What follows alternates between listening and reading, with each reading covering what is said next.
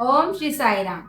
The spake ಭಗವಾನ್ ಶ್ರೀ ಸತ್ಯ ಸಾಯಿ ಬಾಬಾ ಸ್ವಾಮಿಯ ಪಾದಗಳಿಗೆ ಕೋಟಿ ಕೋಟಿ ಪ್ರಣಾಮಗಳು. ಇಂದು ನಾವು ಶಾಂತಿಯ ಬಗ್ಗೆ ಒಂದು ಕಥೆಯನ್ನು ನೋಡೋಣ. ಒಂದು ದಿನ ಗೌತಮ ಬುದ್ಧರು ಕಾಡಿನ ಮಾರ್ಗವಾಗಿ ನಗರದ ಕಡೆಗೆ ಹೊರಟಿದ್ದರು. ದಾರಿಯಲ್ಲಿ ಒಂದು ತೊರೆಯು ಹರಿಯುತ್ತಿತ್ತು. ತಮ್ಮ ಕೈಕಾಲುಗಳನ್ನು ತೊಳೆದುಕೊಂಡು ಪಕ್ಕದಲ್ಲಿಯೇ ಇದ್ದ ಮರದ ಕೆಳಗೆ ದೇವರ ಧ್ಯಾನದಲ್ಲಿ ಮಗ್ನರಾಗಿ ಕಣ್ಣು ಮುಚ್ಚಿ ಧ್ಯಾನ ಮಾಡತೊಡಗಿದರು. ಅದೇ ಮಾರ್ಗವಾಗಿ ಆ ಪ್ರದೇಶದ ರಾಜನು ಕುದುರೆಯ ಮೇಲೆ ಹೋಗುತ್ತಿದ್ದನು. ಸದಾ ಯುದ್ಧ, ರಾಜ್ಯದ ವಿಸ್ತರಣೆ ಇವುಗಳಲ್ಲಿಯೇ ಮಗ್ನನಾಗಿದ್ದ ರಾಜನು ದ್ವೇಷ, ಅಸೂಯೆ ಇವುಗಳನ್ನೇ ಮನಸ್ಸಿನಲ್ಲಿ ತುಂಬಿಕೊಂಡು ಹೋಗುತ್ತಿದ್ದನು. ಆವಾಗ ಅವನ ಧ್ಯಾನವು ಮರದ ಕೆಳಗೆ ಕುಳಿತಿದ್ದ ಸನ್ಯಾಸಿಯ ಮೇಲೆ ಬಿತ್ತು. ಆಗ ಕುದುರೆಯನ್ನು ಅಲ್ಲಿ ತೆಗೆದುಕೊಂಡು ಹೋಗಿ ಕುದುರೆ ಮೇಲಿಂದ ಇಳಿದು ರಾಜನು ಹೇಳಿದನು, ಎಲ್ಲವೋ ಸನ್ಯಾಸಿ, ಕಣ್ಣು ತೆರೆ, ನಿನ್ನ ಮುಂದೆ ಯಾರು ಬಂದಿದ್ದಾರೆ ನೋಡು ಎಂದು ಹೇಳಿದನು. ಆವಾಗ ಗೌತಮ ಬುದ್ಧರು ಏನೂ ಮಾತನಾಡದೆ ಕಣ್ಣು ಮುಚ್ಚಿ ಧ್ಯಾನದಲ್ಲಿ ಮಗ್ನರಾಗಿದ್ದರು.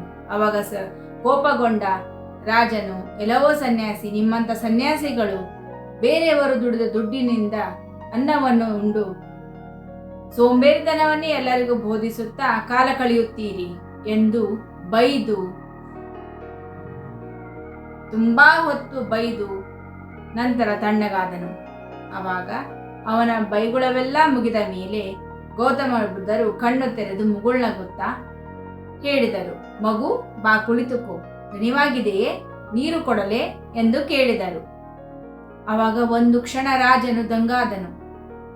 ನಾನು ಇಷ್ಟು ಹೊತ್ತು ನಿಮಗೆ ಇಷ್ಟೆಲ್ಲ ಬೈದರು, ಇವರಿಗೆ ಕೋಪ ಬರಲಿಲ್ಲ ಎಂದು ರಾಜನಿಗೆ ಆಶ್ಚರ್ಯವಾಯಿತು. ಒಂದು ಕ್ಷಣ ರಾಜನಿಗೆ ಅನ್ನಿಸಿತು, ಬಹುಶಃ ಇವರು ಮಹಾರಾಜ ಸಿದ್ಧಾರ್ಥನೇ ಆಗಿರಬಹುದು ಎಂದು. ಏಕೆಂದರೆ ಮಹಾರಾಜ ಸಿದ್ಧಾರ್ಥರು ಸಮಸ್ತ ರಾಜಭೋಗವನ್ನು ತ್ಯಾಗ ಮಾಡಿ ಶಾಂತಿ ಬೋಧನೆಗಾಗಿ ಅರಮನೆಯನ್ನು ತ್ಯಾಗ ಮಾಡಿ ಬಂದ ವಿಷಯ ರಾಜನಿಗೆ ತಿಳಿದಿತ್ತು. ಹಾಗಾಗಿ ರಾಜನು ವಿನಯದಿಂದ ಕೇಳಿದರು, ಸನ್ಯಾಸಿಯೇ, ನಾನು ಇಷ್ಟು ಹೊತ್ತು ನಿಮಗೆ ಬೈದರೂ ಸಹ ನಿಮಗೆ ಇಷ್ಟು ಕೋಪ ಬರಲಿಲ್ಲವೇ? ನೀವು ನನಗೆ ಇಷ್ಟು ವಿನಯದಿಂದ ಮಾತನಾಡಿ ಆಧರಿಸುತ್ತಿರುವಿರಲ್ಲ, ಇದಕ್ಕೆ ಕಾರಣ ಹೇಗೆ? ಇಷ್ಟೊಂದು ಶಾಂತಿ ನಿಮ್ಮಲ್ಲಿ ಬರಲು ಹೇಗೆ ಕಾರಣ ಎಂದು ಕೇಳಿದರು. ಆವಾಗ ರಾಜನು ಹೇಳಿದನು, ನೀನು ಬೈದ ಯಾವೊಂದೂ ಶಬ್ದವು ನಾನು ಮನಸ್ಸಿನಲ್ಲಿ ತೆಗೆದುಕೊಳ್ಳಲಿಲ್ಲ. ಅಂದ ಮೇಲೆ ಆ ಶಬ್ದಗಳು ಹೇಗೆ ನನ್ನನ್ನು ನೋಯಿಸಲು ಸಾಧ್ಯ ಎಂದು ಕೇಳಿದರು. ಆವಾಗ ರಾಜನು ಗೌತಮ ಬುದ್ಧರ ಕಾಲಿಗೆ ಎರಗಿ ಕೇಳಿದರು, ಭಗವಂತನೇ, ದಯಮಾಡಿ ನನಗೆ ನಿಜವಾದ ಸುಖದ ಮಾರ್ಗವನ್ನು ತಿಳಿಸಿ ಎಂದು ಕೇಳಿದಾಗ, ಮನುಷ್ಯನ ಜೀವನದಲ್ಲಿರುವ ದ್ವೇಷ, ಅಸೂಯೆ, ಕೋಪ ಮುಂತಾದ ರಾಗವೇಷಗಳು ಮನುಷ್ಯನ ಜೀವನವನ್ನು ಹಾಳು ಮಾಡುತ್ತವೆ. ಶಾಂತಿ ಪ್ರೇಮಗಳೇ ನಿಜ ಜೀವನದ ಮೂಲಾಧಾರಗಳು ಎಂದು ರಾಜನಿಗೆ ಬೋಧಿಸಿದನು.